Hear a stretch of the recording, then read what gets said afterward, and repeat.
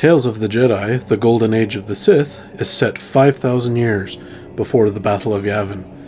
Written by Kevin J. Anderson, and art by Chris Gosset in issue 0, and DarioCarrasco Jr. in issues 1 to 5. We follow several characters in this little comic story. Odan-Urr, a Jedi studying the exiled Dark Jedi, Gav and Jori Daragon, hyperspace explorers, and various Sith, like Ludo Kresh and Naga Sadow. Odan-Urr is sent to the Koros system by his master to aid the Empress Teta in her unification war. Upon arriving on Sinagar, where he helps her conquering the final planet of Kirak with battle meditation, which is a force technique that strengthens the wills of Teta's forces and lowers the desire to fight in the enemy. But Hawk and Tamar Daragon are killed in the collateral damage on Kirak, leaving their children Gav and Jori to get the Starbreaker 12 from Arba the Hutt, who had been keeping the ship as collateral. The two young Daragon siblings go off as hyperspace explorers. Their most recent route is far from reliable, as they barely make it through themselves. A Cha'a merchant lord, Kahor, sends one of his drone ships on the Daragon's risky hyperspace route, where the ship is destroyed. The reptilian merchant lord is none too pleased about the loss of his ship, and wants to make whoever discovered the route pay in blood. He sends some bounty hunters to get rid of the Daragon siblings, but the siblings are saved by a pair of Jedi, Odan-Urr and Mehmet Nadil. Gav and Jori then steal the impounded Starbreaker 12 and flee to a random set of hyperspace coordinates. On Korriban, we are greeted with a funeral procession of the Dark Lord of the Sith, Marka Ragnos. Ludo Kresh leads the procession as he seeks to become the successor of Marka Ragnos, but Naga Sadow also seeks to be the Dark Lord of the Sith. In the Koros system, Odan-Urr has a premonition of the Dark Jedi. He and Empress Teta go to Coruscant to warn them. Gav and Jori arrive on Korriban, where they are captured by the Sith. They discuss what to do with the Daragon siblings. Ludo Kresh wants to kill the Daragons, but Naga Sadow wants to interrogate them for information. The Sith Council sides with Kresh.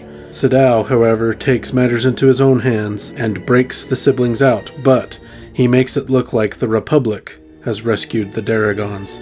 Sadow separates the siblings as he is plotting how to use them. He readies the Sith for war with the Republic. On the capital world of the Republic, Coruscant, Teta and Odan-Urr address the Senate, but the Senate do not heed the warning, so the Empress readies her forces to fight, as a fight is coming.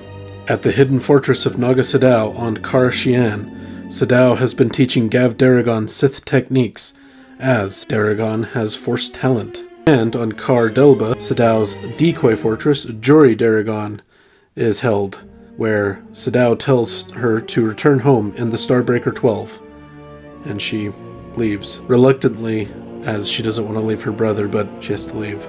Ludo Kresh attacks the decoy fortress, but Sadow's forces overwhelm Kresh's, who flee. Sadow then follows Jori as he placed a tracker on the Starbreaker 12 to attack the Republic, and that is where the story ends. My thoughts.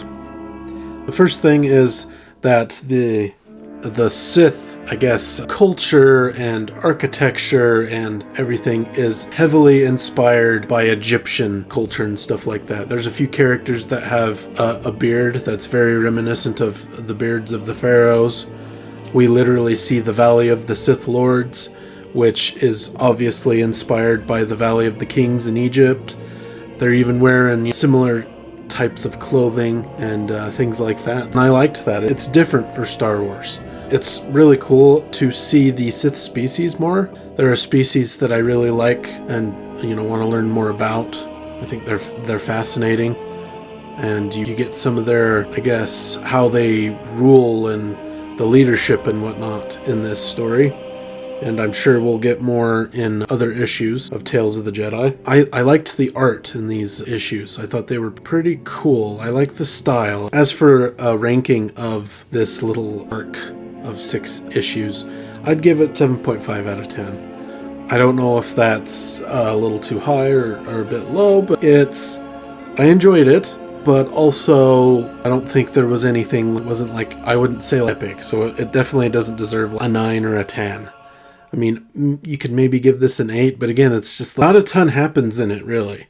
It's pretty simple, it's interesting, and it's clearly setting up for the next story arc. Let me know what your thoughts are of the Golden Age of the Sith in the comments down below. Do you enjoy the art? Do you like the Egyptian inspiration? Don't forget to like and subscribe if you enjoyed. And until next time, thanks for watching.